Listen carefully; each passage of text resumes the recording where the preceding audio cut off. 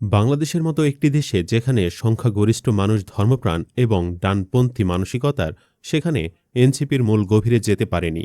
Social মিডিয়ায় জনপ্রিয় হলেও গ্রামগঞ্জে তারা এতিম হয়ে পড়েছে।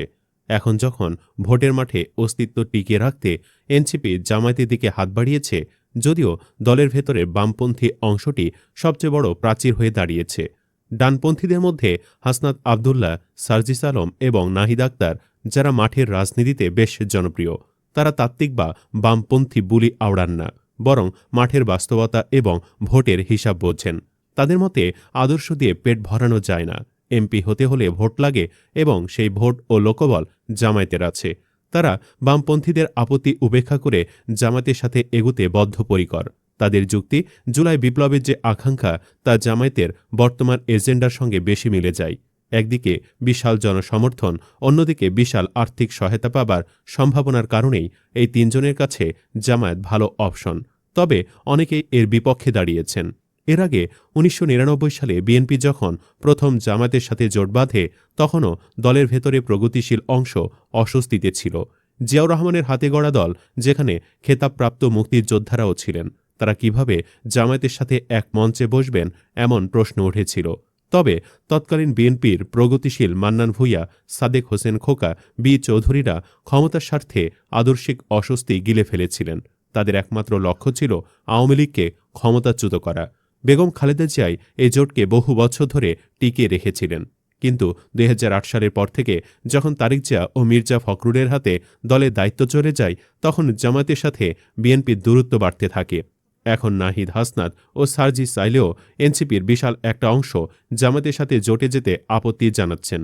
সারোয়ার তুষার, সামান্তা শারমিন, নাসিরুদ্দিন পাটোয়ারি, আব্দুল হান্নান মাসুদ, ডক্টর তাসনিম জারা, আরিফুল ইসলাম আদিব এবং নাহিদা সারোয়ার জামায়াতের সাথে যে কোনো জোটের ঘোর বিরোধী।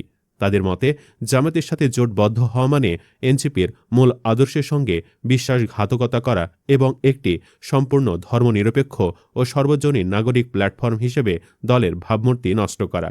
তারা মনে করেন এই জোট আন্তর্জাতিক মহল এবং দেশের সুশীল সমাজে এনসিপিকে কট্টরপন্থী হিসেবে পরিচিত করাবে, এমনকি রাজ্জাকার আলবদর অপবাদও এনে দিতে পারে। তারা প্রয়োজনে দল ভেঙে বেরিয়ে যেতেও প্রস্তুত, কিন্তু জামাতের সাথে এক মঞ্চে বসতে নারাজ। তাদের যুক্তি হল, একটি গণতান্ত্রিক ও অসাম্প্রদায়িক রাষ্ট্রের জন্য ফ্যাসিবাদীদের বিরুদ্ধে লড়াই করা হয়েছে। তাদের বাহিরে সাবেক দুই উপদেষ্টা আসিফ ও মাহফুজ মনে করেন আগামীতে সরকার গঠনের সবচেয়ে বেশি সম্ভাবনা বিএনপির, এবং তাদের রাজনৈতিক ভবিষ্যৎ নিশ্চিত করতে বিএনপির সাথে থাকাটাই শ্রেয়।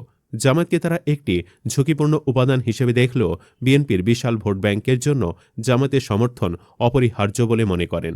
আসিফ মাহমুদ ব্যক্তিগতভাবে ঢাকা ১০ আসন থেকে নির্বাচন করতে ইচ্ছুক এবং এর জন্য বিএনপির ধানের শীষ প্রতীকের ভোট ব্যাংক তার জন্য অত্যন্ত গুরুত্বপূর্ণ। তারা বামপন্থী অংশকে বোঝানোর চেষ্টা করছেন যে মাঠের রাজনীতিতে টিকে থাকতে হলে জামায়াতের সাথে স্বাভাবিক মিত্রতা অপরিহার্য। তবে এ বিষয়ে এখনও কোনো সিদ্ধান্তে পৌঁছাতে পারছে না এনসিপি। বন্ধুরা, আপনারা কি এনসিপিকে জামায়াতের সাথে চান নাকি বিএনপির সাথে? জানাতে পারেন মন্তব্যের ঘরে। ধন্যবাদ।